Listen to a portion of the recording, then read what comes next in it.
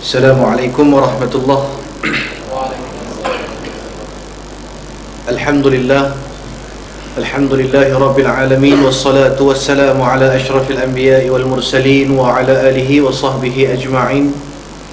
Rabbi shrah li sadri wa yassir li amri wahlul 'uqdatam min lisani yafqahu qawli. Allahumma iftah alaina futuhal 'arifin warzuqna fahman nabiyyin waj'alna min 'ibadikas salihin wal muttaqin.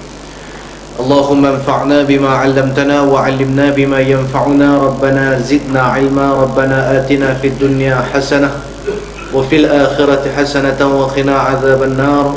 Allahumma ansur al-islam wal muslimin wal mujahidin, khususan fil Gaza wa fi Filastin wa fil Misr wa fi Suriya wa fil Yaman wa fi Rahiyya wa fi biladina Malaysia khassah wa fi kulli makan wa fi kulli zaman. Rabbi yasir wa la tu'assir, Rabbi tammim bil khair, wa la hawla wa la quwwata illa billah al-'aliyyil 'azim. Amma ba'd. Dihormati Tuan Pengerusi Majlis, Tuan Imam, para pegawai masjid, seterusnya para jawatan kuasa dan yang dikasihi tuan-tuan muslimin muslimat sekalian. Mari sama-sama kita panjatkan rasa syukur kita kepada Allah Subhanahu wa taala kerana dengan limpah kurnia, keizinan, kekuatan, taufik dan hidayah daripada Allah, kita dapat berkumpul pada malam ini membuktikan rasa taat kita kepada Allah dengan menunaikan fardu berjemaah, kemudian meluangkan sedikit masa kita spend masa kita yang sememangnya penuh dengan kesibukan dunia, sibuk dengan berbagai-bagai perkara, sibuk dengan perniagaan, sibuk dengan pekerjaan, sibuk dengan anak bini, sibuk nak makan kedarah dan sebagainya. Macam-macam perkara kita sibuk lah ni tuan-tuan. Dalam keadaan sibuk tersebut, kita sempat meluangkan masa untuk mai mengaji, mai menuntut ilmu, mai recharge bateri iman kita. Mudah-mudahan masa yang kita gunakan untuk duduk seketika dalam rumah Allah pada malam ini dan pada malam-malam yang lainnya dihitung dan dicatat oleh Allah Subhanahu wa taala sebagai satu amalan soleh, amal kebajikan yang dapat kita jadikan bekalan untuk kita bawa balik ke kubur esok, bawa balik ke negeri akhirat, negeri yang abadi yang kita tak boleh nak patah balik mai dah. Maknanya bila kita mati esok, amal ibadah sahaja yang kita akan dapat bawa pulang. Tuan-tuan muslimin muslimat, hari akhirat yang Allah Ta'ala peringat kepada kita, yauma la yanfa'u malun wala banun, hari yang tidak ada manfaat al-mal, harta benda. Kita orang kaya atas muka bumi Allah ni, tambah-tambah ni duduk Bandar Abdul Rahman ni, dengar dama tu tahu dah orang kaya belakang. Masuk jalan tu, hei, luas semua jalan, tak berasa. Masuk main saat ni tak berasa ni. Oh sedap semua lah duduk sini. Patut khadi-khadi banyak duduk sini. Tuan-tuan, sibuk kita ni tuan-tuan, kaya raya kita ni, Allahu Akbar, kaya sungguh lah atas muka bumi ni. Kereta berlambak, rumah besar, harta berlambak dalam akaun. Tetapi harta dan kekayaan tersebut tidak akan memberi manfaat jika sekiranya kita tak ada rasa nak infak, nak derma, nak donate, nak sedekah di jalan Allah. Maka harta tersebut hanya memberi manfaat atas dunia. Mati esok tak ada apa, useless. Maka tuan-tuan muslimin muslimat, dengan kekayaan yang Allah Ta'ala bagi dekat kita, nikmat lebih pada orang lain, selesa dan sebagainya tuan-tuan, kita manfaatkan harta tersebut untuk kita gunakan di akhirat esok. Makna dia nak manfaatkan lagu mana? Bubuh dalam CDM, cash deposit machine. Tang mana? Bukan di bank, dalam surau, dalam masjid. Saat lagi lalu CDM ada tabung macam mana? Ada no? Ada. Tu tabung masjid tu CDM, cash deposit machine. Lagu mana kita duk pergi banking duit di bank, tuan-tuan, pergi di machine tu kan, bubuh duit. Anak kita mengaji di Mesir, Pak, nak duit bulan ni habis dah, kita pun spare 500, bang, pergi di mesin bubuh. 500 tu duit 50, note 50. Kalau note tu terlipat ke, teronyok ke, bank tu terima, ATM tu terima. Dah, dia tolak balik keluar, nak ambil aku tak terima duit buruh ha. Tu bank dunia. Ni, sekali lagi nak lalu depan tuan-tuan, CDM, cash deposit machine, portable, boleh bergerak. Maka tuan-tuan bubuh lah, duit buruk ke, duit baru ke, dia terima, dia tak tolak keluar lah tuan-tuan ni. Maka itulah CDM, bank simpanan kita untuk akhirat esok, yang memang kita tak boleh nak nampak kehebatan dia, manfaat dia, ganjaran dia di dunia. Tetapi di akhirat esok kita akan tengok tuan-tuan muslimin muslimat, apa yang kita invest, apa yang kita laburkan atas muka bumi ni untuk agama Allah, kita akan dapat guna di akhirat esok. Kita dah banking lah ni tuan-tuan, esok di akhirat kita boleh cucuk buat keluar. Di akhirat pun ada ATM. ATM di akhirat ni tak tahulah lagu mana. Kalau tuan-tuan nak tahu, mati dululah, dia nampaklah ATM tu lagu mana.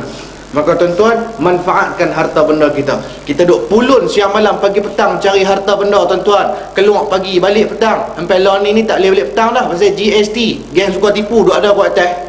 Jadi tak boleh dah, tak cukup dah pendapatan 1,600 campur 6%, 6%, jenuh. Maka dia buat part time, tambah kerja 4 jam, stesen minyak, kerja kedai makan dan sebagainya untuk menambah pendapatan.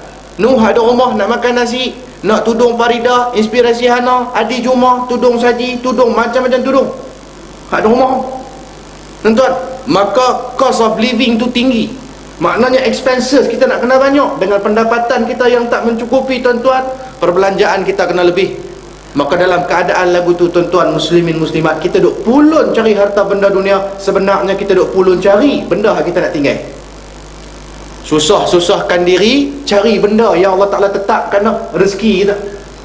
Tuan-tuan, Allah Ta'ala tetap dah umur kita 4 bulan. Banyak mana rezeki hang, nikah berapa orang, anak ramai mana, mati bila, mati tak mana, mati lagu mana.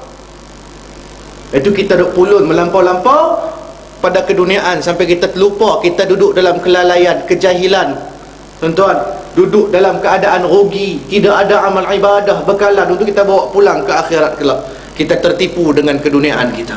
Maka tuan-tuan, sebelum ni kalau kita duk pulun sangat, hold on lah sikit. Jangan duk melampau-lampau sangat. Ingat pada akhirat sama. Kehidupan kita yang sementara atas muka bumi, kita baru duduk di fasa yang kedua.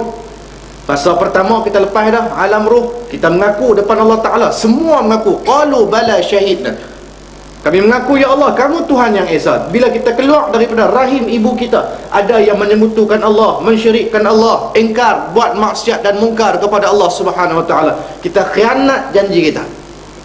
Alam roh selesai, kita duduk alam yang kedua, alam fana. Fana ni makna dia sementara, hancur binasa, penipu dan sebagainya. Ni dunia kita, walaupun kita hidup 80 tahun, 90 tahun, rasa macam lama, tapi sebenarnya sat ya. Nak banding dengan akhirat, satu hari sama dengan 1000 tahun dunia. Jenuh tunggu.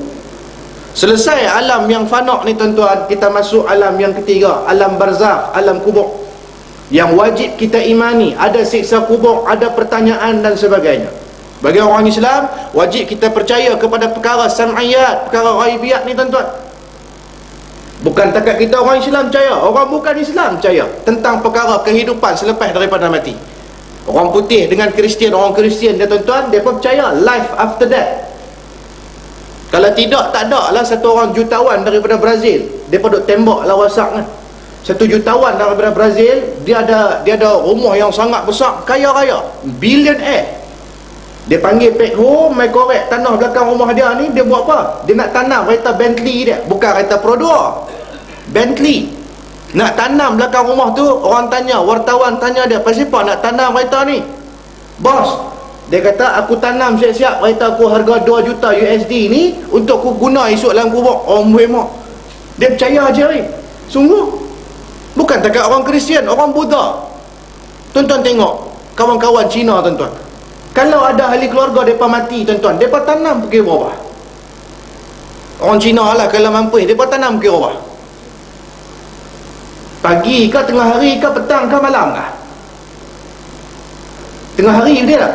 Pasal apa mereka tanam tengah hari? Rembang, panas lik-lik. Awak tak tanam pagi, redup sikit, petang redup sikit, malam lagi tak hangat. Pasal apa pilih tengah hari? Pukul 12 sampai pukul 1.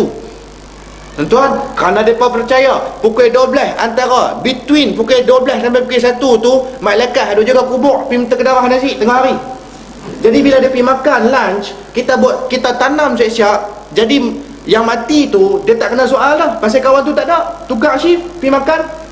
Tak pergi habis balik makan, tengok ada orang baru masuk ke? Tak ada, tak apa.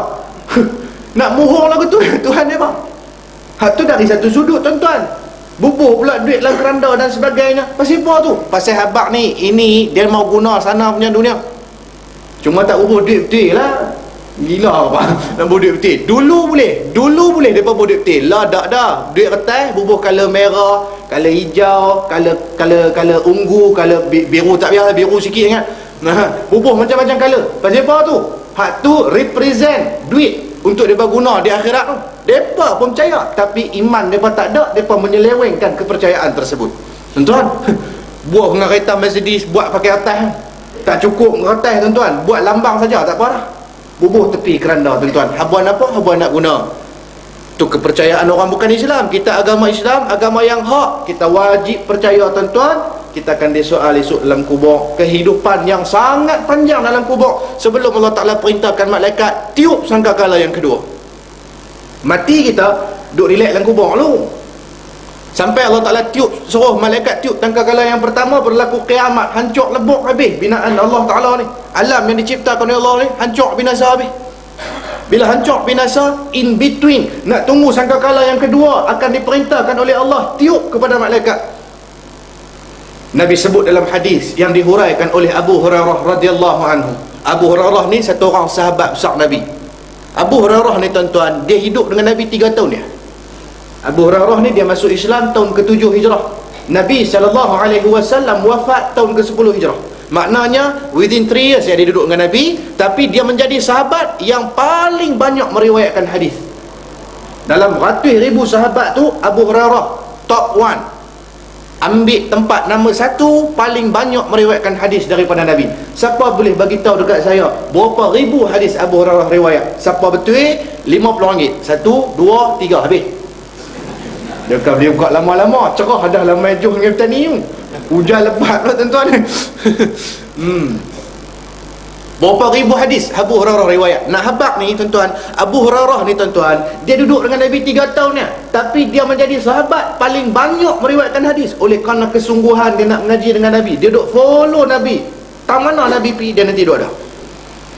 Dia meriwayatkan sebanyak 5,374 buah hadis. Dalam riwayat yang lain kata 7,000 hadis lebih. Hak sahih 5,374 hadis daripada Nabi. Hebat tak hebat Abu Hurairah ni tuan-tuan? Dia bukan orang Islam asal.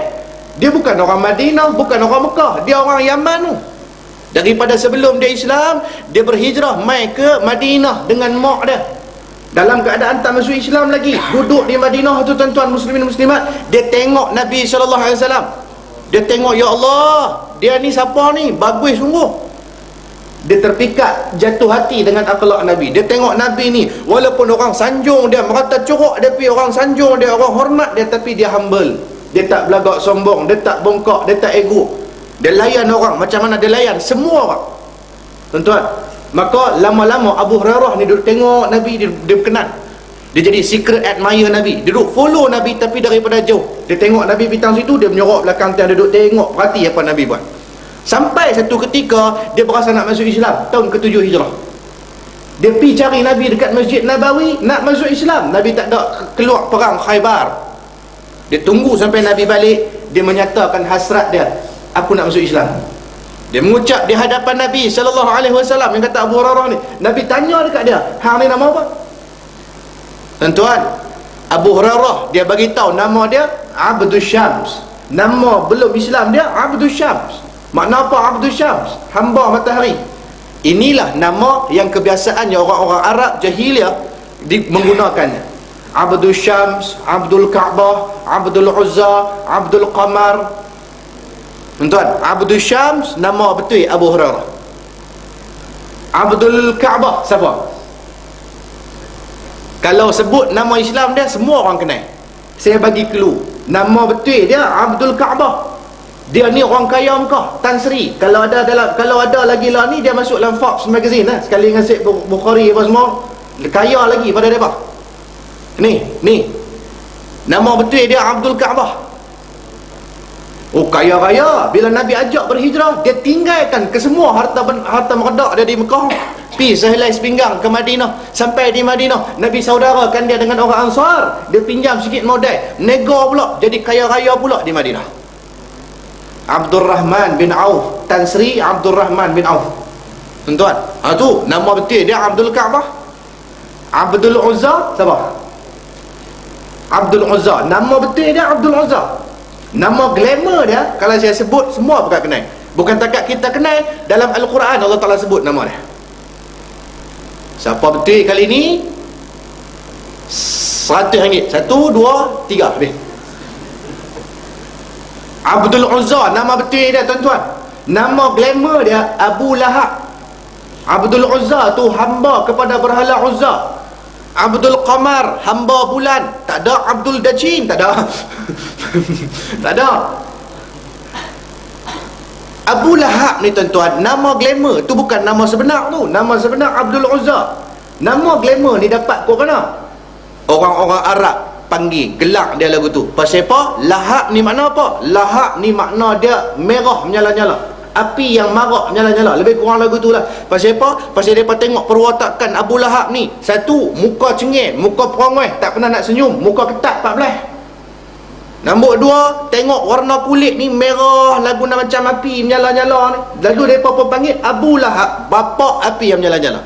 Dan Allah Subhanahu Wa Ta'ala endorse nama Abu Lahab, nama glamour ni tuan-tuan, dalam Quran. Tabbat yada abi lahabin wa tab, ma aghna anhu maluhu wa ma kasab. Surah apa? Surah Tab. Surah Tab. Amboi pelan warok orang drama ni. Sambung je surah Tab. Ha? Tak tahu. Surah Tab sebut dah tu. Sambung ya, bat belakang. Tab. Banyak cantik muka hamba. Surah Al-Masad. Surah Tabat. Mai ikut celah mana? Surah Al-Masad. Besok tu bukan surah Badar, bukan Badar Rahmannya haji. Rata corak masjid surah. Saya tanya, direct jawab begitu. Lagi best. Surah At-Takatsur. Saya pun baca Alhaakumut takatsur hatta zurtumul maqabir. Surah Al-Kahf ramai-ramai. Thar. Banyak cantik. Nampak kita kurang cakna dengan Al-Quran. Baca, tapi kadang-kadang tak ambil berat.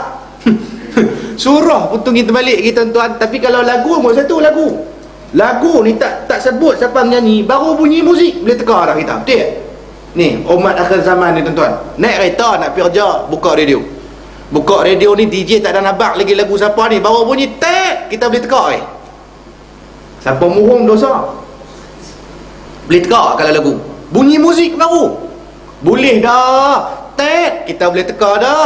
Tuhanku, kamu tolonglah, hantarkan kepadanya malaikat untuk jaganya bila ku tiada. Oh, sakan lagu malaikat tu.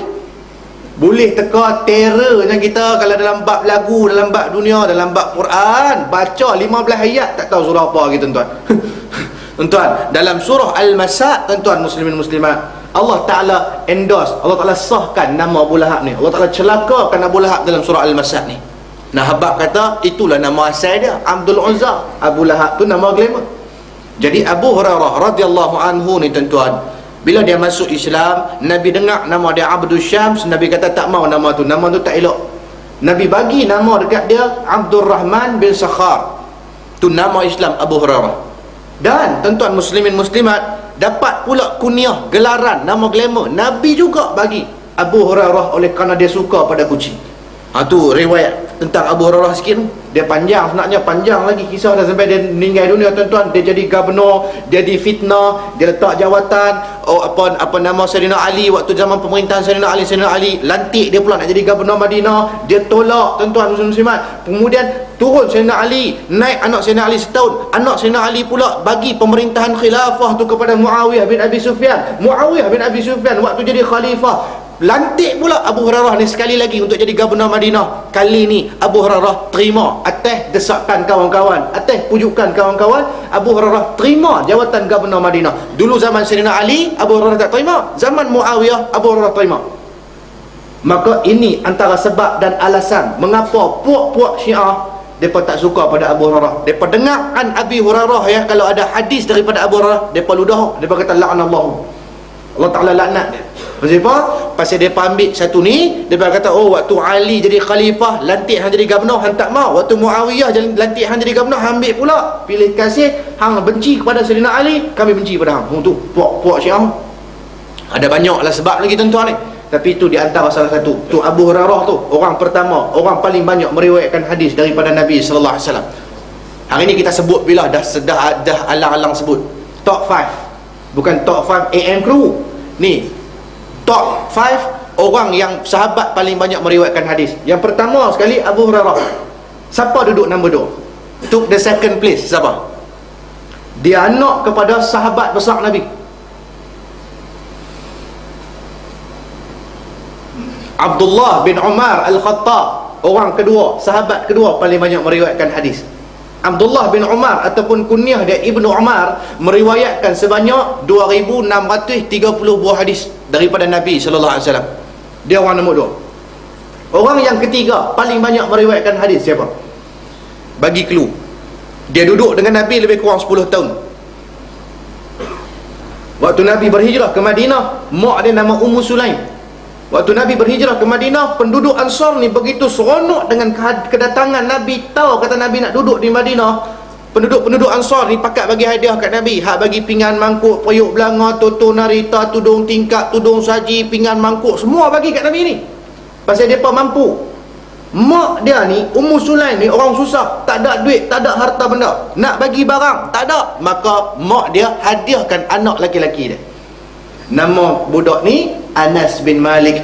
Orang ketiga, sahabat ketiga paling banyak meriwayatkan hadis daripada Nabi sallallahu alaihi wasallam. Anas bin Malik tuan-tuan meriwayatkan hadis sebanyak 2286 buah hadis. Yang keempat paling banyak meriwayatkan hadis siapa? Orang yang sangat rapat dengan Nabi dan Nabi sangat sayang pada dia, Sayyidatina Aisyah radhiyallahu anha, isteri baginda Nabi sallallahu alaihi wasallam. Dia meriwayatkan sebanyak 2210 buah hadis daripada Nabi. Aisyah radhiyallahu anha ni ketika Nabi wafat umur dia 18 tahun. Tuan-tuan, dan sahabat yang kelima paling banyak meriwayatkan hadis siapa? Dia sepupu Nabi tapi umur dia berbeza dengan Nabi, muda daripada Nabi banyak, 25 tahun lebih kurang. Abdullah bin Abbas, tuan-tuan, dia meriwayatkan sebanyak 1650 buah hadis daripada Nabi. Itu ingat tu, general knowledge. 5 orang sahabat paling banyak meriwayatkan hadis. Abu Hurairah 5374, Ibnu Umar 2630, Anas bin Malik 2286, Sayyidatina Aisyah 2210, Ibnu Abbas 1650. Ingatlah formula. Tak kira duk tulis-tulis duk pitikam pula ni kacau. Kam lagi. Dia sebab apa? Ustaz Habaq berapa ni? 16 berapa? 16 berapa? Hak tak ingat tu. Hak ingat tak mau. Hak tak ingat tu. Oh, 1650. Oh, 1650 nampak lagu cantik. Balik kita bedok list 10 nombor. Esok ambil RM3 3, RM1 3. Tiba-tiba kena 10,000 dia kata. Oh, Haji mau duk panggil pula Ustaz Sungai Petani tu Haji. Mulut dia cukup masin. Saya baru ni kena 10,000. Hak number dia habaq hadis tu. Kod dia habaq sekali. Banyak cantik, janganlah.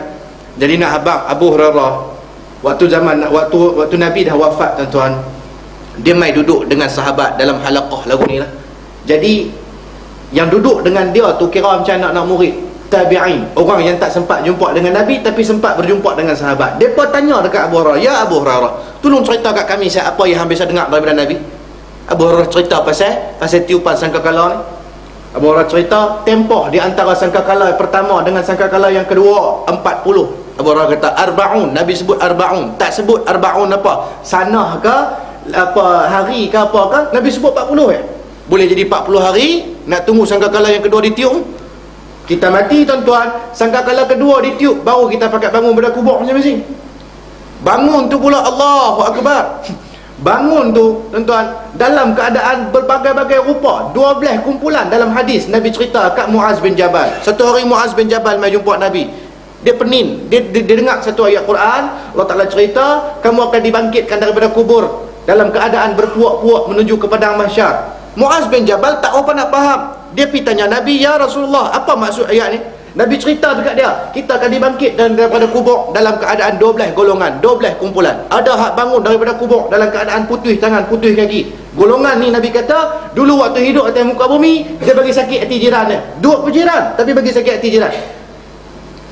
Tak kira lah sakit ke mana pun.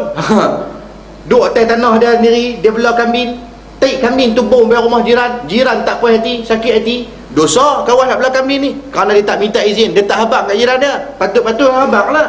Ni apa Pak Long ni saya ni pencen-pencen ni buat keluar duit EPF ni, duk kira nak buat projek bela kambing, nak buat bela di belakang tu dah, panggil tukang dah mai buat kandang. Jadi nak minta izin lah, nak habang siap-siap nak Pak Long nak kod lah lepas-lepas ni duk botik kambing ke apa ke. Saya minta maaf lah, saya cuba sedaya upaya untuk bersihkan kandang tu supaya bau najis ni tak pi mata corak. Jiran kita pun kata tak apa bela kambing, saya memang suka botik kambing. Tak apa. Dah sungguh tuan-tuan ni menyakiti hati jiran ni. Tuan-tuan, anak kita pemain motor, nak buka bengkel tak ada duit, pemain depan rumah, habis berminyak depan lantai rumah. Dia pemain motor, dia tukar tayar ya. Tapi budak-budak muda ni tukar tayar pun dia beat, dia nak press, betul tak? Hingat korang apa lagi. Orang kalau hang tukar blok enjin tu tak apa agak, dia tukar tayar, tak ada kena-mengena enjin pun. Dia tukar tu siap tu tuan-tuan ni, boleh jalan dah. Tapi saja kata duk pi start, duk pi wang. Kita duk sebelah nak lena tak boleh. Tak apa, bunyi pertama wang. Press kali dah G S tit tit tit tit tit. Oh tu dia. Kita kata aku nak lena dari tadi tak boleh ni, sat lagi aku lempak Azhar baru dia tahu. Tuan-tuan, ni menyakiti hati jiran ni. Bangun di kubur esok dalam keadaan tangan tak ada, kaki tak ada. Tuan-tuan, bangun dalam keadaan perut terburai, bangun dalam keadaan muka rupa parah ni berupa khinzir. Nabi sebut golongan tak mau bayar zakat. Allahu akbar. Ish, tak tahu nak kata tak lagi. Kalau sebut pasal zakat ni, dia nak pergi ke cukai. Baik pun tak ada sebut lagi, sebut lain kali. Benda panas ni tuan ni, geram. Tapi kok mana pun memang kena sebut dah. Zakat ya untuk orang Islam, cukai-cukai ni untuk orang kafir. Imam Nawawi rahimahullahu ta'ala dulu kena buang daerah tuan-tuan oleh kerana tak bersetuju dengan pemerintah yang nak mengenakan cukai kepada rakyat. Tuan-tuan, pemerintah di Syria pada ketika itu tuan-tuan mendapat berita bahawa negara dia akan diserang. Buat apa mesyuarat Exco, ahli mesyuarat kerajaan negeri, tanya Menteri Pertahanan, okey cukup tak kelengkapan senjata kita in case kalau negara kita bin attack, kena serang, ada pertahanan tak? Tuan-tuan, Menteri Pertahanan pun cek. Dia cek, dia kata tak apa bos, sekilo gula boleh buat 100 cawan teh tarik. Buat teh tarik pakai gula. Bukan nak tu lah. Menteri Pertahanan pun cek, dia kata pertahanan kita tidak mencukupi bos. Kalau kena serang memang totally lost kita ni. Jadi bincang, satu usul keluar, kita kenakan cukai kepada rakyat untuk kutip dana, untuk kutip duit ni, kita nak beli kelengkapan senjata. Kutip cukai tu atas dasar nak beli senjata, nak mempertahankan negara. Maslahat tu besar. Tuan-tuan, apabila ditanya ke usul tersebut diluluskan, minta sokongan para alim ulama, mufti-mufti yang ada pada ketika itu di Syria, tuan-tuan, ramai majoriti ulama bersetuju dengan usul tersebut, turunkan tanda tangan. Sampai dekat Imam Nawawi rahimahullahu ta'ala, dia tak bersetuju. Dia kata hang nak suruh aku setuju, hang suruh dulu pemerintah kurangkan perbelanjaan dia, kemewahan dia, gadaikan dulu. Dia ada hamba beratus orang, hamba lelaki dia memakai tali pinggang daripada emas dan perak, gadai dulu tali pinggang tu. Ada dayang-dayang beratus orang, dayang tu pula pakai pakaian penuh dengan perhiasan, gadaikan dulu perhiasan tu, buat beli senjata. Tak cukup juga, baru aku sign. Tuan-tuan, Imam Nawawi tegas. Akhirnya dia dibuang negeri.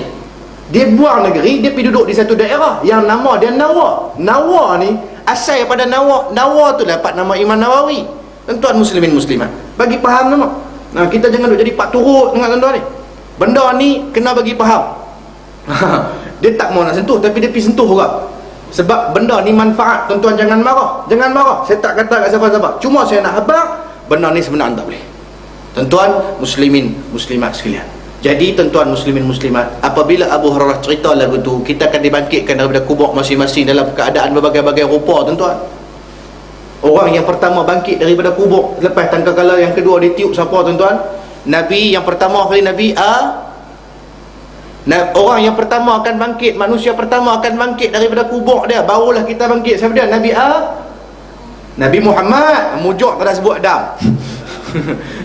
Nabi Muhammad, ingat dulu kini dan selamanya manusia pertama akan dibangkitkan daripada kubur esok, Nabi Muhammad sallallahu alaihi wasallam. Lepas tu barulah Nabi-Nabi yang lain. Lepas tu barulah mai giliran kita ni tak tahu yang ke berapa juta bilion pun tak tahu. Wallahu alam. Tak selesai lagi, nak pergi ke alam mahsyar pula. Alam yang keempat, alam mahsyar. Soalan, investigation nak kena berjalan ni tuan-tuan ni. Setiap benda yang kita buat atas muka bumi ni Allah Ta'ala tanya belakang. Thumma latus'alunna yawma izin 'anil na'im.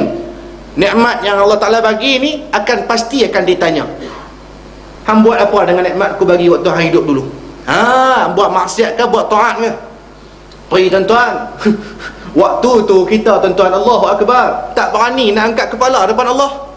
Allah Ta'ala sebut dah dalam Quran tuan-tuan, surah Sejadah. Kita duk dengar Tok Imam baca tiap-tiap pagi subuh, tapi dah kita tak faham nak buat bagaimana. Tok Imam baca saja, padahal ayat amaran melambak dalam surah Sejadah.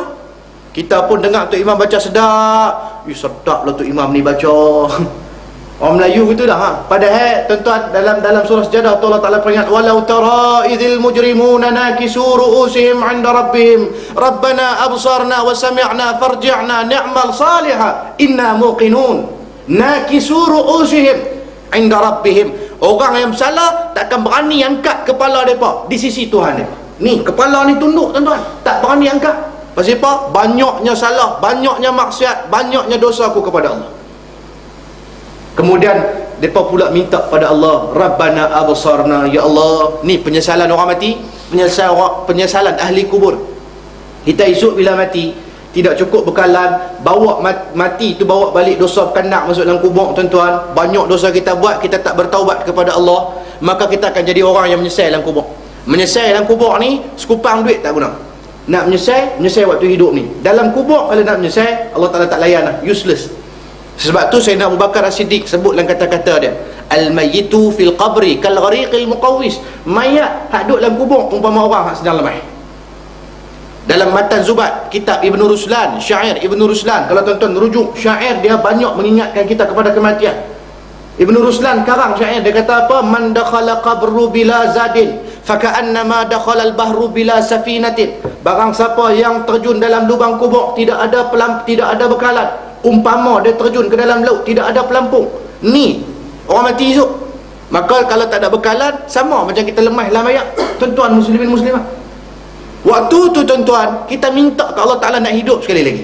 Dalam surah Sejadah, Rabbana absarna, wahai Tuhan kami tengok dah ya Allah lagu mana dahsyatnya azab siksamu, lagu mana sakitnya orang kena siksa. Kami tengok dah dengan mata kami. Wasami'na, bukan takat tengok, kami dengar lagu mana orang menjerit, terpekik, terlolong, sakitnya ya Allah. Farji'na ya Allah, maka berilah peluang pada kami ya Allah, give me a chance untuk kami pulang balik ke muka bumi ya Allah. Bagilah sekali lagi ya peluang nak balik hidup sekali lagi ya Allah. Kita minta nak hidup sekali lagi setelah kita mati dah. Nak buat apa tuan-tuan? Ni'mal salihah, tak ada benda lain, kami nak buat amal soleh kepadamu ya Allah. Bagilah peluang kali lagi ya Allah. Inna muqinun, lah ni kami yakin dah ya Allah.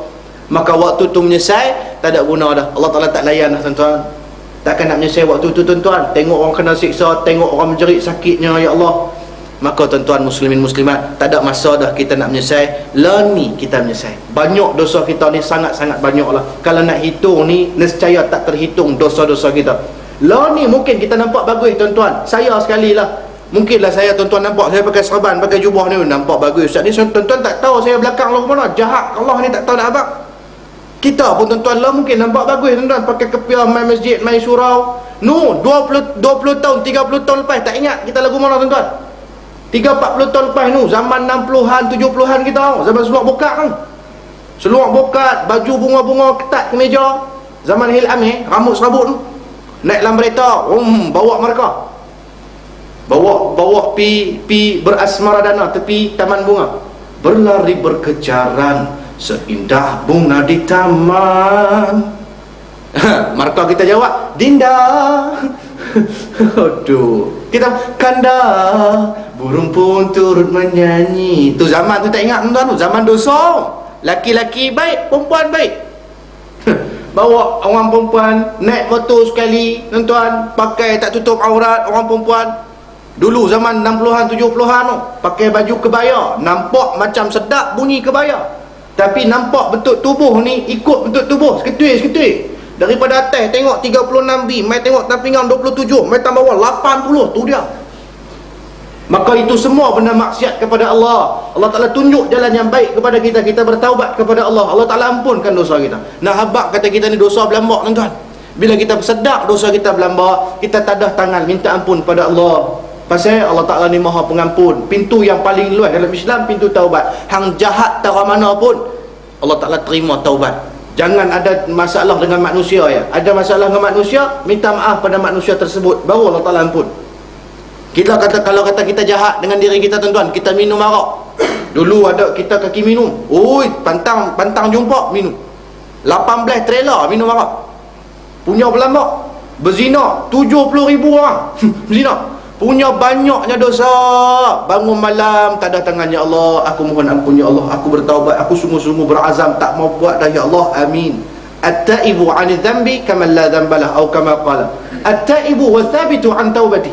Orang yang bertaubat daripada dosa ni umpama tak ada dosa, kata Nabi. Dan orang yang bertaubat dan dia berazam untuk tak mau buat dah benda salah yang dia buat dulu ni, tuan-tuan, menjadi orang yang sangat disayangi oleh Nabi sallallahu alaihi wasallam. Sebab tu kita nak habaq apa, tuan-tuan, jahat lagu mana pun kita, ada peluang untuk kita berubah. Jangan kita nak berubah waktu kita mati esok. Nak berubah, kita berubah lah.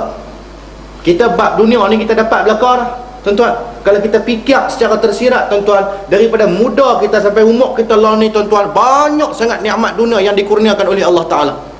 Daripada kita tak ada apa, duk makan Maggi kuah ya, Maggi goreng ya. Daripada tak ada anak, tak ada bini, tuan-tuan, Allah Ta'ala bagi anak. Allah Ta'ala bagi anak lu. Allah Ta'ala bagi bini lu. Nak nikah sangat, Allah Ta'ala bagi bini. Dah ada bini, ya Allah, nak anak pula. Anak pula Allah Ta'ala bagi. Betul tak? Ada anak, ada bini, tak ada kereta, nak bawa jalan-jalan payah, Allah Ta'ala bagi kereta. Ada dah kereta, ya Allah. Rumah lah tak ada, ya Allah. Hei, sewa nak kena halau sedia ni, bagi rumah sebiji, Allah Ta'ala bagi rumah. Ada rumah, ada kereta, ada bini, ada anak, ada belaka-laka dah. Berlambak-lambak dalam akaun ada duit. Tiba-tiba kita tak taat pada Allah, kita lupa pada Allah Ta'ala, kita kufur nikmat Allah. Itu baru satu sudut. Nikmat yang duduk di anggota tubuh badan kita ni, mata kita, telinga kita, tangan kita, kaki kita.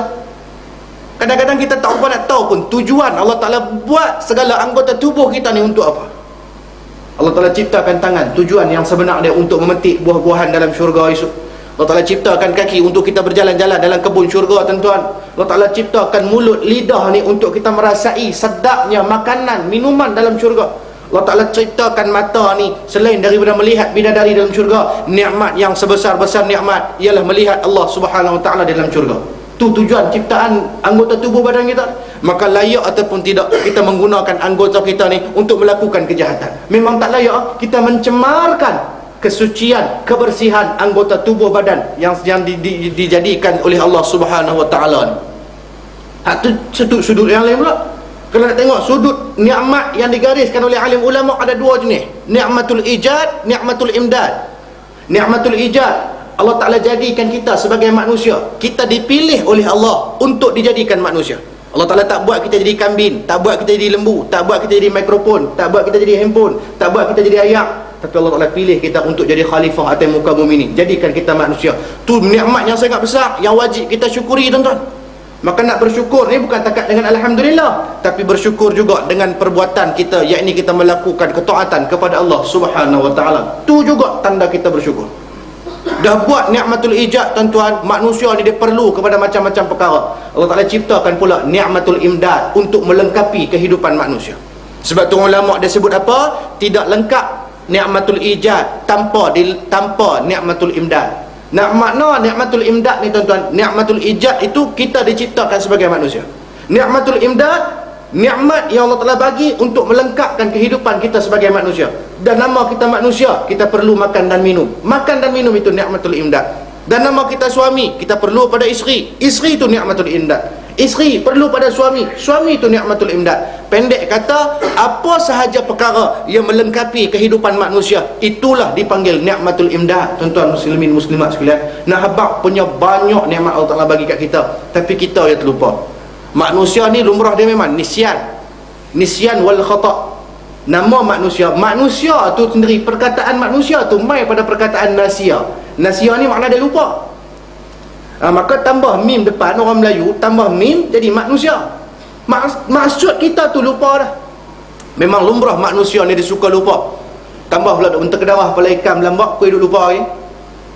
Lupa kita ni, tuan-tuan, bukti dia Allah Ta'ala bila bagi banyak sangat nikmat pada kita, kita jadi orang yang lupa diri. Betul tak? Punya banyak sangat nikmat kita dapat sampai kita tak tahu nak appreciate, nak hargai mana satu nikmat ni. Contoh paling mudah nak bagi nampak lagi tuan-tuan, kita dengan mak kita, kita dengan kawan kita. Mak kita dengan kawan kita, mana lagi banyak berkorban? Mesti maknya, mesti confirm mak paling banyak berkorban untuk kita berbanding kawan kita, tuan-tuan. Tapi kita hormat mak kita ke kita hormat kawan kita lebih? Kita bercakap dengan mak kita lembut ke kita bercakap dengan kawan kita lembut ke? Kawan kita biasa tolong kita 2 kali kan? Zaman ekonomi Malaysia, dia hulak bagi pinjam kat kita 1,000. Dia kata hang nak bayar ke tak nak bayar, kita pulang lah. Dia bagi kita 1,000. Oleh kerana terhutang budi 1,000 tu tuan-tuan, kita cakap dengan dia ni punya lembut. Cakap ni tak berani tinggi suara, betul tak? Mak kita duk beranak kat kita setengah mati, kandungkan kita 9 bulan 10 hari, bawa pimai. Jaga pula tengah malam, takut kena ketik nyamuk. Pampers ni 1,000 pampers tukar dah, bagi mandi ni 1,000 kali. Punya banyak jasa mereka kita cakap elok dengan mereka. Punya banyak nikmat mereka bagi kat kita tuan-tuan, berbanding dengan kawan kita hak tolong kita 2 kali ni. Nah, habaq kata manusia apabila dia ditimpakan nikmat yang begitu banyak tuan-tuan, dia jadi mudah lupa. Kita lagu tu nikmat bila terlampau banyak, duduk dalam aman damai, makan pakai cukup, ada gaji dan sebagainya, kita lupa nak beribadah kepada Allah. Tambah pula kita dilalaikan dengan berbagai-bagai urusan tuan-tuan, lalai dengan perkara-perkara yang begitu banyak. Bukan takat iblis dan syaitan yang berusaha struggle untuk merosakkan kita, tarik kita daripada beribadah kepada Allah, dan tujuan mereka tarik supaya kita kufur kepada Allah. Ada juga mereka ni musuh yang nyata, aduwwan mubina. Ada lagi musuh-musuh kita yang lain, iaitulah Yahudi Nasara. Allah Ta'ala sebut walan tarda ankal yahudu walan nasara hatta tattabi'a millatahum. Tidak akan reda, takkan sesekali reda. Lan tarda ni kalau mengaji nahu, i'rab dia lan tu nahyun muabbadun, nafi lil abad, makna dia sampai bila-bila, tak reda. Tu dari sudut i'rab nahu. Kalau nak sudut daripada grammar tuan-tuan, lan tarda ni present continuous tense, present past tense, maknanya dulu, kini dan selama-lamanya. Sampai bila-bila Yahudi Nasara takkan reda pada orang Islam. Sampai bila? Sampai kita ikut cara hidup mereka. Tak perlu convert agama mereka, ikut lifestyle mereka, mereka sudah seronok lah. Lalu ni kita banyak ikut cara hidup Yahudi Nasara. Berlambak tuan-tuan, mereka buat masuk jarum tuan-tuan, berbagai-bagai jarum tuan-tuan. Mereka tidak berjaya merosakkan umat Islam yang berpegang kepada Al-Quran melalui peperangan secara fizikal. Terbukti dalam sejarah Islam, kalau tuan-tuan cek daripada zaman Nabi SAW tuan-tuan, sampailah kepada kita sekarang ni, peperangan kita di antara kita dengan orang kafir tuan-tuan, kebanyakannya orang Islam menang. Makna dia, mereka fail dalam bab peperangan fizikal, mereka fail. Mereka tak berjaya nak merosakkan orang Islam melalui fizikal. Mereka buat masuk kot spiritual, mereka buat masuk kot batin, mereka buat masuk kot mental, kot dalam, melalui pengaruh pemikiran. Di antara 10 jarum yang digariskan oleh alim ulama tuan-tuan, menular masuk dengan berjayanya dalam masyarakat Islam kita hari ini tuan-tuan, salah satu dia hiburan.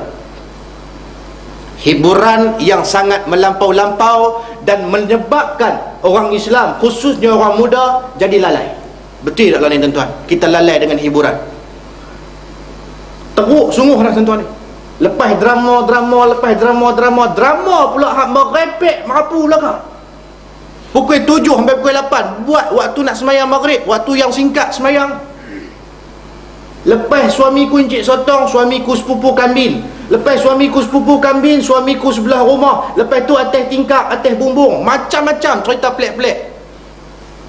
Tuan-tuan, isteri separuh masa ni semua nak mengajak benda yang tak elok pada orang Islam. Mana ada isteri separuh masa dalam Islam? Isteri mesti full time taat pada suami selagi mana suami mengikut syarak. Nah, abang tu baru satu sudut tu drama. Dalam tu ada tidak menutup aurat, berpelukan sama-sama ajnabi, laki perempuan. Dalam filem berlakon jadi laki bini, boleh tidur sekatil, duduk dalam selimut sekatil. Luar filem kawan ni isteri orang, kawan ni laki orang. Tuan-tuan, maksiat yang jelas dan terang, juga nyata. Mana orang tak tegur benda ni? Diberi ruang seluas-luasnya buat maksiat dalam keadaan terang-terangan, berbangga-bangga dengan maksiat yang dilakukan. Orang lagu ni kita boleh mengumpat untuk bagi pengajaran kepada orang lain. Jangan duk tiru jadi lagu ni, tuan-tuan. Makna saya sebut ni tuan-tuan, mereka diberi pengiktirafan. Tuan-tuan tengok berlambak anugerah juara lagu, anugerah bintang popelak, semua ada. silap, bintang popular. Buat 2 jam tuan-tuan bagi masa ni nak mengiktiraf maksiat yang dilakukan secara terang-terangan. Panggil ni bila dapat anugerah trofi ni, artis ni pegang ni, oh saya bersyukur kepada Allah, alhamdulillah kerana memberikan saya kekuatan untuk melakonkan watak ranjang bersama dengan pelakon sekian. Tu dia tuan-tuan. Dia berlakon watak seks, watak ranjang, watak hangat, watak pandai, dia sebut alhamdulillah, punya biadab dia dengan Allah. Tuan-tuan, atas kelancangan mulut kita, kebiadaban mulut kita, kurang hajaknya mulut kita mengeluarkan perkataan tanpa memikirkan dosa dan pahala, Allah Ta'ala bagi peringatan demi peringatan berupa musibah. Musibah tuan-tuan muslimin muslimat, ada musibah tersurat, ada musibah tersirat. Kita orang kalau cerdik, dia akan fikir tuan-tuan, musibah sebagai warning, reminder daripada Allah untuk sedarkan diri kita yang jauh telajak supaya patah balik. Ambil contoh tuan-tuan, dengan nahas pesawat terjatuh, hilang dan sebagainya, dengan bencana alam banjir yang melanda kita baru-baru ni, khususnya di sebelah negeri pantai timur. Ini semua bukan sekadar bencana alam, akan tetapi ini peringatan, ujian, bala daripada Allah Subhanahu Wa Taala kepada umat Islam, khususnya kita, supaya kita ingat diri kita ni penuh dengan kelalaian. Patah baliklah. Bukan tak boleh, boleh hiburan, tapi jangan melampau-lampau. Berapa hari tuan-tuan negeri ditenggelami banjir tuan-tuan, memakan kos kerugian ratus juta ringgit. Kelantan kena tenggelam lebih kurang tak sampai seminggu pun tuan-tuan, ratus juta ringgit. Tu baru seminggu tenggelam. Allah Ta'ala tunjuk kuasa dia. Kalau nak cerita zaman Nabi Nuh alaihi salam, bertahun-tahun tenggelam. Panjanglah cerita dia tuan-tuan ni. Ni nak habis dah, tinggal 5 minit lagi. Biasalah, tak apalah, kita cerita Hindustan 3 jam tak apa. Kalau kuliah ni dia main sejam setengah dia berasa, aduh bila nak habis ni, ulapak nasi ni. Oh betul ya? Hei, nak terkencin lama ni tak reti nak berat ke apa ni.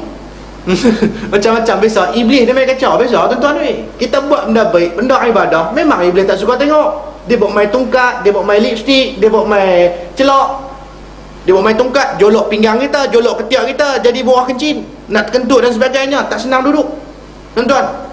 Itu dia buat main lipstick, Maybelline, Avon, telajak, laris pun ada belakang. Dia calik di mulut kita. Pasal apa calik Ustaz? Pasal nak bagi kita cakap banyak. Hak depan duk cakap, kita pun duk cakap la pi'ah bila sampai. Nampak? Tu tujuan iblis main kacau. Dia buat main celak, calik di mata kita. Kita pun kata, oh bagus Ustaz, no, iblis pun ikut sunnah Nabi, banyak cantik. Celak iblis bukan ikut sunnah, celak iblis dia calik di mata kita. Habuan kita bagi tawaduk. Dan kena celak iblis tu tuan-tuan, dengar kuliah tu duk angguk sedia-sedia. Kita mau kata hamba dia ni angguk faham ni, ngaji lagu tu kenali tuan-tuan. Kita duk ceramah depan ni, dia pun duk nampak lagu faham, duk angguk, padahal pemohon baik. Rupanya lena. Bila lena tersengguk, dia angguk. Siapa dia angguk? Dia nak habak kat orang lain. Aku bukan lena, aku dengar tu Ustaz kata betul Ustaz, padahal lena penung Kuala Lumpur dah.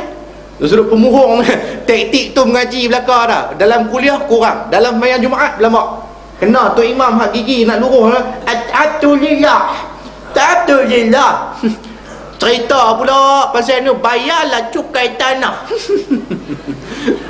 Orang lena terus. Lena tu pula pemohon. Tuan-tuan, biasa tengok ada orang lena dalam sembahyang Jumaat. Kau tu lena juga tuan-tuan. Kau dia kira dia waktu tu, waktu syok kali, walaupun hangat tuan-tuan, walaupun hangat, tapi waktu tu lah paling seronok lena. Tak ada bantai pun, tilam tak ada. Kadang-kadang kita balik di rumah, tilam kita ni king coil, nelopa duk nerak atas tilam tu. Punya tebal tilam kita 10 inci, tebal pada tilam Fir'aun lagi. Tuan-tuan, tilam di rumah kita 10 inci. Mana ada orang ada tilam 2 inci? Tak ada dah. Dulu punya ada. Lah ni paling-paling tak ada 10 inci tebal tilam kita. Betul tak? Terjun tu tenggelam. Fir'aun dalam riwayat sirah tuan-tuan, tilam Fir'aun ni paling tebal 4 inci. Kita lebih hebat pada Fir'aun ni. Tu yang payah bangun yang subuh. Kita makan nasi tuan-tuan, kadang-kadang hebat pada Fir'aun lagi. Fir'aun ni disebut para alim ulama, dia makan sekali 4 mata ya paling banyak, 4 jenis lauk ya paling banyak. Kangkung goreng belacan, misalnya kangkung murah, teh tarik pasal pakai gula, Lagi dua tuan-tuan tambah lah datang apa pun. Nak habaq 4 jenis lauk ya. Firaun tu maharaja yang paling zalim atas muka bumi Allah ni. Makan tuan-tuan sekali makan 4 lauk ya. Kita lah ni makan kali makan berapa mata? Kena lah makan di hotel pula ni 20 mata. 2-3 kali ganda hebat pada Firaun kita ni tuan-tuan. Nak habaq mai. Jadi ambil fahamlah tuan-tuan muslimin muslimat sekalian. Tak apalah kita berjuang sedikit untuk agama, duduk kebah kaki dan sebagainya tuan-tuan. Bukan selalu tuan-tuan. Bukan selalu. Tuan-tuan kena ingat ni, kebah kaki, gameboy kepala lutut, letih, lengoh, peluh, cerau tuan-tuan. Ingat, keletihan tuan-tuan buat ibadah, kepenatan. You're exhausted, you're tired in doing a good things. Our tired, our exhausted in doing a good things. Ingat, kepenatan tu akan hilang bila kita balik berehat lagi. Ni, tuan-tuan penat lah ni. Habis kuliah, semayang, balik tidur, hilang penat. Hilang tuan-tuan. Tapi ganjaran pahala atas kepenatan yang kita buat tuan-tuan, kepenatan kita buat ibadah, ganjaran dia kekal selama-lamanya di sisi Allah. Penat tu hilang, ganjaran dia kekal. Hasil dia tu lama tuan-tuan. Mana kita nak? Kita penat buat benda tak manfaat, kita penat buat benda manfaat. Mesti kita nak penat buat benda manfaat. Semua benda atas muka bumi ni kalau kita buat penat belaka. Cuba abang kat saya, benda apa kita buat tak penat? Tak ada, penat belaka. Kira duit pun penat pun. Tidur penat tidur. Penat. Tidur overdose. Bangun jadi bengong pula kat atas ni, maghrib ke subuh ni. Jadi tidur petang lepas asar. Orang ulama tak bagi tidur lepas asar ni, satu pasal dia akan menjadi kesukaan jin. Ibu-ibu tolong ingat pesan kat anak perempuan. Selalu kalau orang perempuan yang ada love bite jin tu, kalau biru lebam tu kan, lebam tu antara sebab dia kerana dia selalu tidur lepas asar. Tidur lepas asar, pakai seksi-seksi, jin juga suka. Mandi telanjang pula kat atas, jin juga suka. Jin pun dia sekodan ke, dia tengok amboi lawa dia ni kau geram. Jin, jangan ada buat main, ada jin jantan, jin betina. Sebab tu tolong pesan lah, dalam rumah jangan duk seksi sangat. Seksi boleh depan suami, tak payah pakai pam, tak apa. Dan jangan tidur lepas asar, kerana dia membengangkan otak, dia melembabkan otak kita, boleh menyebabkan kita jadi gila. Ni, tidur lepas asar tuan-tuan. Saja selit sikit tuan-tuan. Jadi kita kena ingat tuan-tuan, benda, semua benda atas muka bumi ni penat kita buat. Jadi kita pilihlah kepenatan yang memberi manfaat, kalau tak di dunia, di akhirat esok. Iaitulah penat kita buat ibadah. Bukan selalu pun kita buat tuan-tuan. Jarang kita duduk dalam kuliah sampai 2-3 jam, jarang. Tapi kalau duduk depan TV tengok cerita Hindustan 3 jam rasa tak habis lagi. 3 jam punya tak cemuih tuan-tuan. Sejam pertama duduk atas sofa tu, meraman cerita. Hari Sabtu pukul 2 petang, duduk atas sofa sejam. Amboi lemah tak selesa duduk atas sofa, sila atas tikar depan TV pula. Punya tak cemuih. Sila sejam dah. Sejam yang terakhir nak habis cerita Hindustan. Tak larat dah, nerak terus depan TV. Habis cerita Hindustan. Habis dah. Lah tak berasa pun. Amboi, nampak? Tapi kalau kuliah ni 9 syukur lah ni. Tuan-tuan, tak apalah, ambil manfaat sikit sebanyak tuan-tuan muslimat ni. Jadi mudah-mudahan kita nak cerita apa tuan-tuan, janganlah sampai kita ni tertipu dengan dunia. Kita berhibur melampau-lampau sampai kita terlupa ibadah kita kepada Allah Subhanahu Wa Taala. Tuan-tuan, Allah Taala peringat kita dengan musibah yang berbagai-bagai tuan-tuan. Musibah banjir baru ni tuan-tuan, kalau kita tengok baru seminggu tuan-tuan, kita tak tengok lagi tempat-tempat dalam dunia ni tuan-tuan yang dilanda banjir bukan takat seminggu, 25 tahun kena tenggelam banjir pun ada tuan-tuan. Tuan-tuan bisa tengok taman tuan-tuan, 25 tahun ditenggelami banjir. Di Argentina. Tuan-tuan tahu taman Argentina? Tak tahu, tanya orang perempuan tuan-tuan. Mereka tahu, pasal mereka selalu tengok telenovela Por Favor, Margarita tu. Rajin mereka tengok, tak faham, tak apa tengok. Ni, dia Argentina, Lionel Messi tu, Sergio Aguero. Tuan-tuan, ada satu, dia punya ibu negara nama Buenos Aires. Di Buenos Aires ni ada satu pekan, nama pekan tu Villa Epicun. Tuan-tuan ingat nama saya sebut ni, Villa Epicun. Balik sekali lagi tuan-tuan Google tengok kalau aku murung. Takkan saya nak murung, saya ustaz. Pejabat jabat agama lagi. Nama tempat, nama pekan ni Villa Epicun. Dia pekan ni pernah dilanda banjir pada tahun 1985. Dan banjir itu tak pernah surut sampai tahun 2010. 25 tahun tuan-tuan tenggelam dalam air. Satu bandar hilang terus daripada peta dunia. 25 tahun. Tuan-tuan tengok tak percaya, sekejap lagi balik. Jangan tengok lah ni mengaji tu. Sekejap lagi duduk search mana ustaz ni. Villa EP Code, VILLA EPE Code dia jalan CUEN. Tuan-tuan tengok 25 tahun ayak bila surut tahun 2010. Tuan-tuan bayang 25 tahun duduk layak pekan ni tuan-tuan. Nampak balik ni bangunan rumah kedai, balai polis, sekolah tuan-tuan, tiang lampu, kereta berkarat habis dah ni. Highway, jalan raya, pokok-pokok tepi jalan raya. Cuma saya duduk tengok tang jalan raya tu tol tak ada. Heran mu. Tu negara kapiak tu. Cari, aku rasa tol ni hanyut dengan ayak ni. Takkan Argentina tak ada tol. Contoh tuan-tuan ni, bila surut ayak tu, nampak bandar tu seumpama bandar hantu, bandar zombie, bandar tinggalan tuan-tuan. Takut tengok tuan-tuan. 25 tahun tenggelam. Tu kuasa Allah. Tak puas lagi. Di China ada, China, negara China. Satu pekan nama Zuanping, 6 tahun tenggelam dalam ayak. Jadi sopan tasik tu bandar tu. Lepas 6 tahun ayak surut tuan-tuan, nampak ni konkrit-konkrit yang hanyut ni, rumah-rumah yang hanyut. 5 tahun, 6 tahun duduk dalam ayak.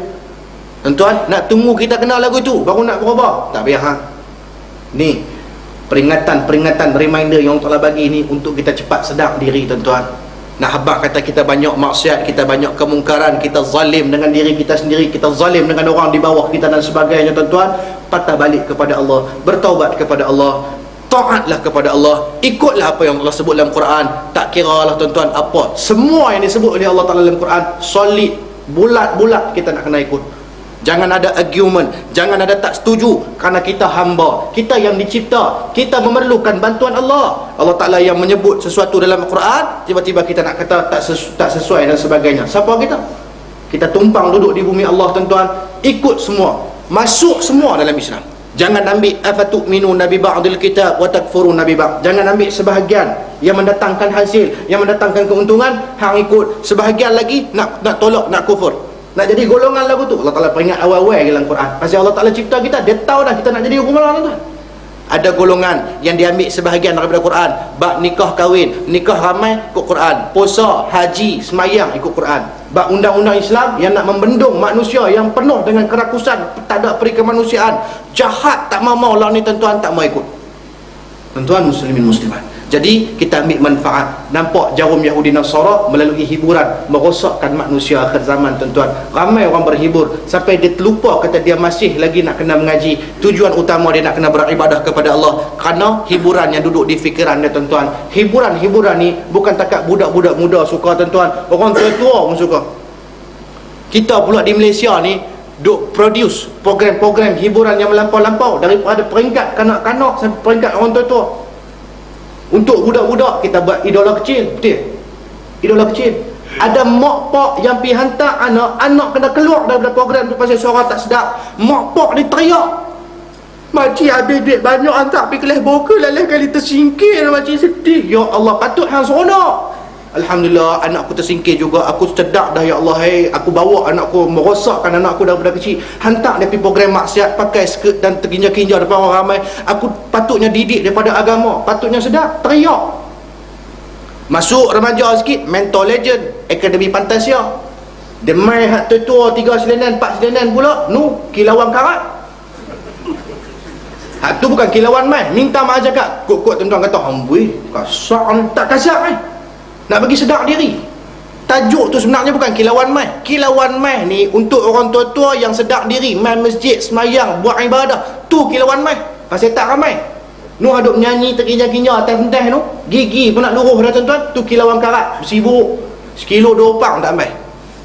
Tuan-tuan, dak minta maaf cakap.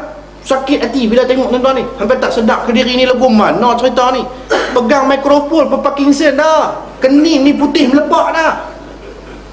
Azura kala sinar di mataku yang menjanjikan cinta kau dan aku. Dia sebab gigi luruh. Sebab tu Polydent sponsor. Tuan-tuan tahu Polydent tentang apa? Tak, pasal apa Polydent sponsor? Pasal tuan-tuan, Polydent tahu ni hak masuk geng tua-tua, gigi mesti tak ada punya, mesti banyak pakai gigi palsu punya. Jadi bila nak menyanyi, kalau gigi longgak mana boleh menyanyi? Maka pelekat dengan Polydent baru kemai. Nak habaq tu sindiran tu, nak habaq apa tua-tua dah tu sudah menyanyi lah. Tuan-tuan muslimat ni, jangan marah. Sungguh ni hiburan ni, dia sabit ke semua, daripada peringkat muda sampai peringkat ketua. Tuk pun ada. Hak tadi lelaki, ni hak perempuan pula. Tuk jenis tuk ni umur 80 dah, duduk atas wheelchair dah tuan-tuan ni. Duduk atas wheelchair, tahu tak wheelchair, mujuk tangan tak gutu ya, kita bakar lagi. Kulit ni redot, setrika tak elok dah. Tapi main dengan hiburan, namun satu, tidur pun boleh bangun ni. Lepas mayang isyak tuan-tuan, tidur. Orang tua-tua tidur awal, letih, tak larat. Mayang isyak lena. Tapi dah malam tu ada anugerah juara lagu, dia lena tu sebelum tidur tu dia pesan kat cucu ni, jangan lupa tu gerak mak tok ke 9:30 lagi tu. Cucu pun kata, hambui tu nak bangun ke 9:30 nak pergi mana? Hang jangan duk cakap banyak, aku nak tengok TV lah. Tu dia. Cucu pun tanya, hambui tu tengok TV cerita apa? Anugerah juara lagu. Tu nak tengok anugerah juara lagu. Halah, tak apalah, saya orang gerak lah. Yang tu bangun, sanggup bangun nak tengok TV anugerah juara lagu. Tu nak tengok siapa? Ada lah tu nak tengok tu Anwar Zain tu minat sungguh. Tu dia, nak tengok Anwar Zain, tak padangan tua. Amboi mak. Nak tengok Anwar Zain. Kalau nak tengok Anwar Zain tak gaduh bangun tidur pun tak apa. Mai dengar aku dia, boleh dengar dah. Ku percaya jua sesucinya cintamu. Sekupang tak kenal tu ya? Aku malas panjang-panjang, tak kira pun tak boleh cari makan.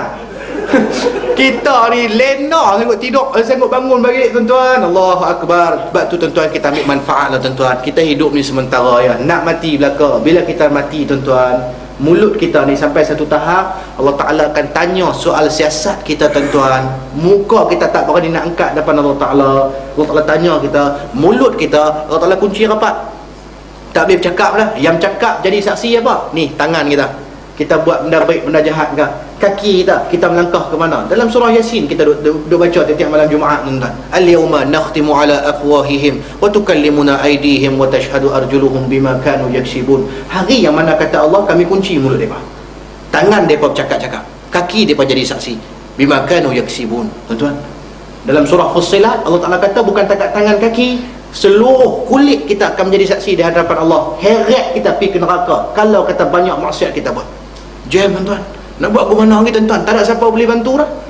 Walaupun kita hidup atas muka bumi ni, kita orang kenamaan, kita YB, VVIP, pi mana-mana, orang hempak kapet merah, ada bodyguard, ada driver, ada pembantu rumah, pengawal keselamatan, complete set.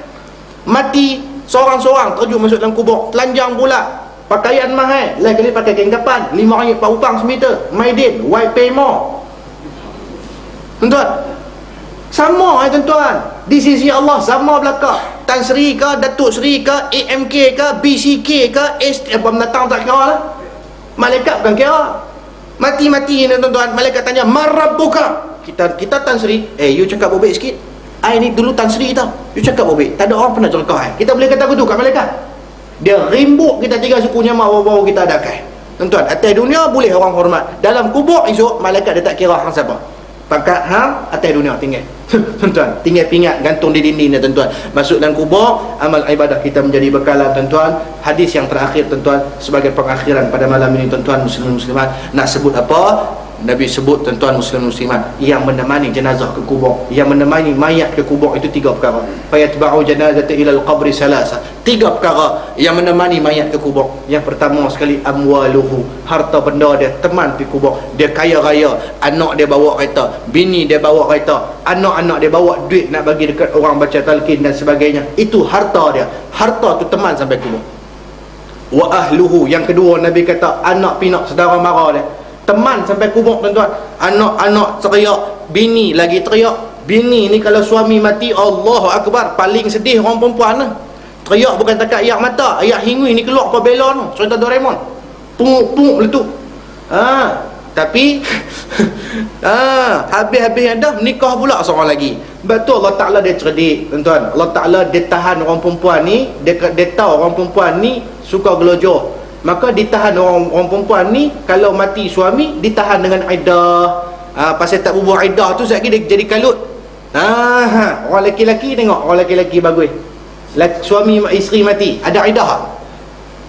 Cuba jawab orang lelaki-lelaki Bandar Abdul Rahman. Isteri mati, kita ada iddah? Tak ada kan? Isteri mati-mati kan?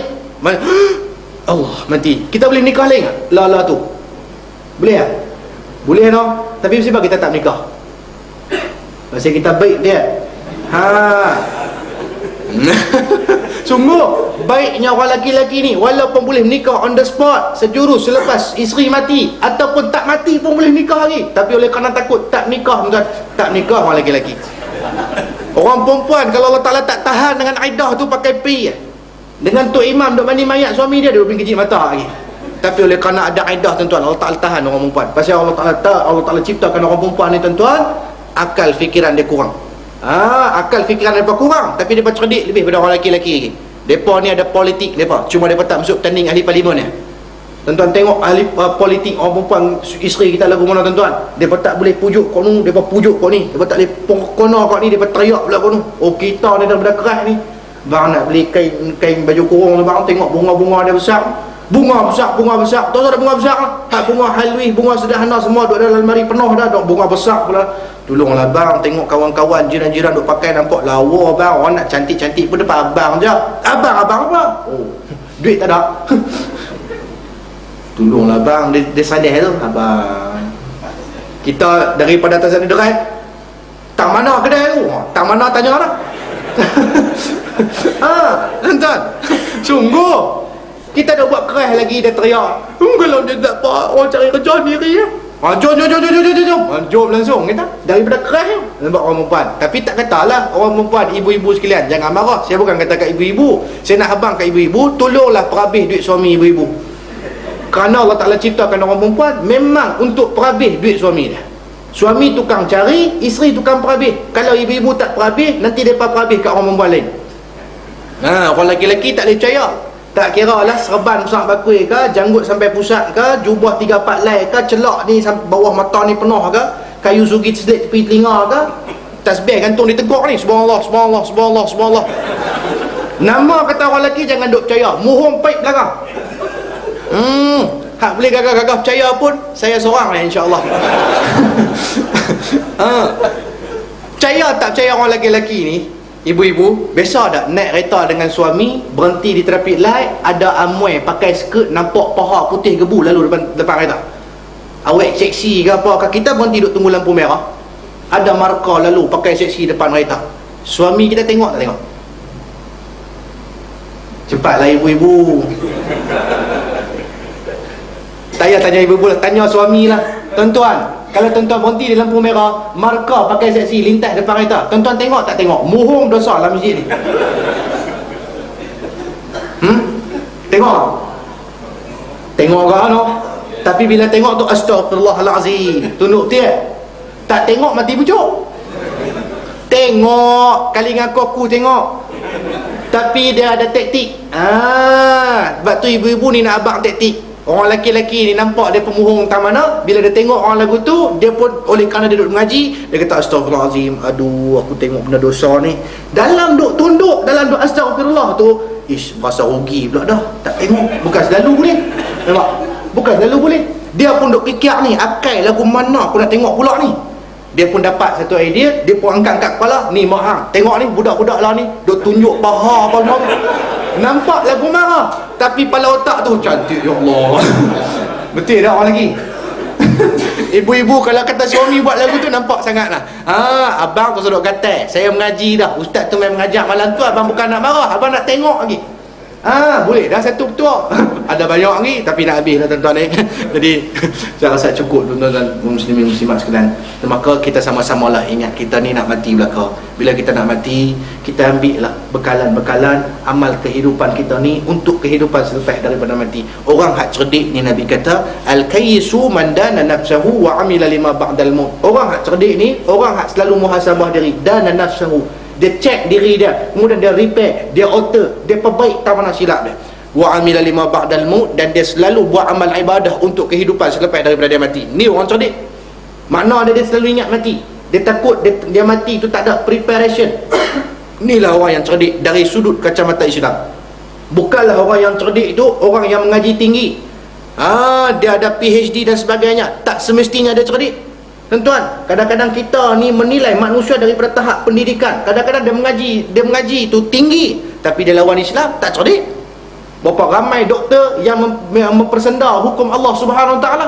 Apabila Kelantan bersuara nak melaksanakan hudud, tuan-tuan, bawa masuk ke parlimen dan sebagainya, ada doktor yang mengatakan kalau Kelantan buat hudud, no, sek maniac, gila-gila sek, penggila perogol bersiri akan berkampung di Kelantan. Astaghfirullahalazim. Hak cakap tu aurat tak tutup, tuan-tuan. Tu, tuan-tuan, profesor, berapa ramai profesor yang mengajar ajaran sesat, tuan-tuan. Nahabak kedudukan pendidikan bukan salah satu faktor, tuan-tuan. Kalau dari sudut Islam, Nabi ajak kita nak nilai orang cerdik ni dagu mana, dia selalu muhasabah diri, dia selalu buat amal ibadah untuk kehidupan selepas daripada dia mati. Walaupun dia mengaji tak payah SPM, tak payah SPM fail sijil pelajaran Malaysia, tapi no, SPM satu lagi, soalan padang mahsyar, insya-Allah dia lulus. Kerja tak hebat, kerja panjang pokok nyok ya. Sebiji nyok ambil upah 5 upang, campur GST 5 upang 6 duit. Tuan-tuan, orang tak kenal pun, tapi dia jaga sembahyang dia taat pada Allah, tuan-tuan. Dia buat amal ibadah untuk kehidupan lepas daripada dia mati, tuan-tuan. Ni orang cerdik. Wal ajizu, Nabi kata orang yang jahil, orang yang bodoh selalu mengikut hawa nafsu dia. Dia turut hawa nafsu dia, tuan-tuan. Wa tamanna 'ala Allahi al-amani. Dan dia hanya berangan-angan beriman kepada Allah sahaja, tuan-tuan. Jadi kita tak mau jadi orang golongan nombor 2, nak jadi golongan yang pertama. Miskin, apa tak apa, tapi kita kaya di sisi Allah Subhanahu Wa Taala. Maka tuan-tuan muslimin muslimat sekalian, mudah-mudahan sedikit sebanyak memberi manfaat kepada kita pada tazkirah pada malam ini, tuan-tuan. Saya minta ampun dan maaf jika sekiranya ada perkataan-perkataan saya yang membuatkan tuan-tuan terasa. Kalau tuan-tuan terasa pada muka, alhamdulillah. Jangan marah, melawak ya, saya hidup kata sungguh pula dah, melawak ya. Saya tak ada niat nak kata kat siapa-siapa, tuan-tuan. Saya nak sedangkan diri saya nak sedangkan kita bersama. Mudah-mudahan kita sentiasa dalam ketaatan kepada Allah. Jangan sesekali kita argue, jangan sesekali kita mengeluarkan perkataan kita tak yakin dengan apa yang disebut oleh Allah Ta'ala dalam Quran. Jangan, tuan-tuan, kerana benda tu boleh mencabut iman daripada dada kita, merobek akidah kita, tuan-tuan, kufur kita, tuan-tuan muslim-muslimat ni. Jadi sama-sama kita beringat, tuan-tuan, buatlah amal ibadah untuk bekalan lepas pada mati, tinggalkan maksiat dan dosa, tuan-tuan muslimin muslimat. Saya rasa cukup sekadar itu dulu, tuan-tuan. Ampun dan maaf sekali lagi kerana masa panjang dan sebagainya. Di luar sana saya nak sebut seminit setengah. Saya dah bawa ubat mata bagi tuan-tuan yang ada masalah mata. Apa sahaja masalah mata, katarak, retina blood, conjunctivitis, selaput mata, mata rabun, mata bernanah, mata berayak dan sebagainya. Apa saja masalah mata, tuan-tuan boleh cuba untuk menggunakan ubat mata yang kita buat ni. Yang buat ubat mata ni salah seorang guru saya. Dia seorang ulama dan dia juga seorang doktor. Dia mengaji di Pakistan dan dia mengaji di Holland dan sebagainya. Dia ada kepakaran dia. Kita menggunakan za'faran untuk kita buat ubat mata ni, tuan-tuan. Saya kalau cerita testimoni sangat banyak, tuan-tuan, tapi saya tak mau cerita malam ni. Tuan-tuan kalau ada masalah berkenaan dengan mata, apa sahaja tuan-tuan boleh cuba gunakan ubat mata kita. Cara dia nak guna, titik 2 kali sebelum tidur dan selepas daripada tidur. Kalau masalah kronik. Kalau masalah biasa, nak prevent, nak wiqayah. Nak prevent is better than cure. Kalau kita nak jaga mata kita, kita titik 1 titik sebelum tidur sudah mencukupi. Tapi kalau masalah teruk, nak kena operate selaput dan sebagainya, tuan-tuan, saya ada banyak sangat kes berkenaan dengan blood retina ni, pendarahan belakang mata, yang 2 bulan lagi nak kena operate, nak operate belakang mata. Bila pakai, alhamdulillah, dengan izin Allah, operation dicancelkan oleh kerana pendarahan tersebut semakin surut. Alhamdulillah, banyak sangat kalau nak cerita. Jadi tuan-tuan, kalau ada masalah kronik, tuan-tuan boleh pakai ikut dos dia, 2 titik sebelum tidur dan selepas tidur. Kalau kata masalah biasa, nak wiqayah khairun minal ilaj, nak prevent, nak mencegah daripada teruk, tuan-tuan, sekali sehari sudah mencukupi sebelum tidur. Kerana waktu tidur, waktu terbaik untuk merawat tubuh badan kita. Jadi ubat mata yang kita buat ni, kita tak masukkan bahan kimia, hanya za'faran dan ayak suling semata-mata. Kita sulingkan berkali-kali untuk meringankan microvolten ayak tu. Ayak ni, tuan-tuan, dia berat. Ayak ni berat. Jadi bila berat, saraf mata kita ni minor, kecil sangat lubang-lubang ni. Jadi bila kita pakai ayak biasa ni, dia takkan meresap masuk. Melainkan kalau kita suling dia berkali-kali sampailah ringan air tersebut, barulah dia boleh meresap masuk dalam saraf-saraf mata kita ni untuk merawat, tuan-tuan. Jadi kita suling dan insya-Allah tak ada side effect, tak ada kemudaratan insya-Allah, kerana tidak ada bahan kimia. Tuan-tuan boleh gunakan tanpa was-was, tuan-tuan. Dia oksigenise balik mata kita. Mata kita berabuk penuh sampah sarap, kita duk keluar hari-hari walaupun tak masuk sampah tu, asap kereta, asap motor tu, karbon dioksida tu, tuan-tuan. Kalau kita bekukan asap tersebut ni jadi kacau ni, maka asap tu duk masuk dalam mata kita, pendarahan minor, memang kita tak nampak. Sebab tu bila kita pakai, kita akan berasa sedikit pedih. Tapi jangan risau, pedih tu hanya sekali dua pakai. Dia nak rawat balik, tuan-tuan, dia nak oksigenasi balik mata. Dan kalau kita pakai, kita tidur, esok pagi bangun tarik mata ni berketui-ketui, jangan risau. Itu tanda yang cukup cantik. Dia singkirkan kotoran minor dalam mata kita melalui tarik mata tu, tuan-tuan. Jadi ubat mata tu ada di luar, tuan-tuan. Kalau nak dapatkan, harga dia RM18 without GST. Saya taklah zalim, tuan-tuan. Boleh dapatkan harga dia RM18 sahaja. Siapa ambil dua, kita bagi RM35 sahaja, tuan-tuan muslimin muslimat. Saya bukan nak jual mahal, tapi oleh kerana za'faran tu begitu mahal dan kita kena ambil daripada luar, Arab Saudi dan juga Iran dulu kita duk ambil kat Iran, tapi oleh kerana tak mau support dengan Syiah Belambak, kita ambil ke Arab Saudi. Harga dia suku tinggi daripada Iran. Jadi tuan-tuan, bolehlah siapa-siapa yang berminat nak guna dan sebagainya, kita ada sediakan flyers dalam kotak tu, harga dia RM18. Apapun, kalau tuan-tuan tak faham, tuan-tuan boleh tanyalah pada saya saat lagi, insya-Allah.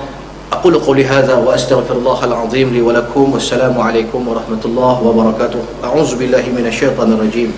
Bismillahirrahmanirrahim. Allahumma anfa'na bima 'allamtana wa 'allimna bima yanfa'una. Rabbana zidna 'ilma, Rabbana atina fid dunya hasanah wa fil akhirati hasanatan wa qina 'adzabannar. Allahumma ja'al jam'ana hadza jam'an marhuma wa tafarruqana min ba'dihi tafarruqan ma'suma. Ya Allah, hamra zunubihim, maaf kari Sir John की अल्लाह मालिक के लिए अभी कल हमेशा हमेशा दुनिया बहुत जटी ज़िंदगी है या अल्लाह, आखिरत हमेशा हमेशा के लिए। वसल्लल्लाहु अला सय्यिदिना मुहम्मद व अला आलिहि व सहबिहि वसल्लम वल्हम्दुलिल्लाहि रब्बिल आलमीन। तक़ब्बल अल्लाहु मिनकुम।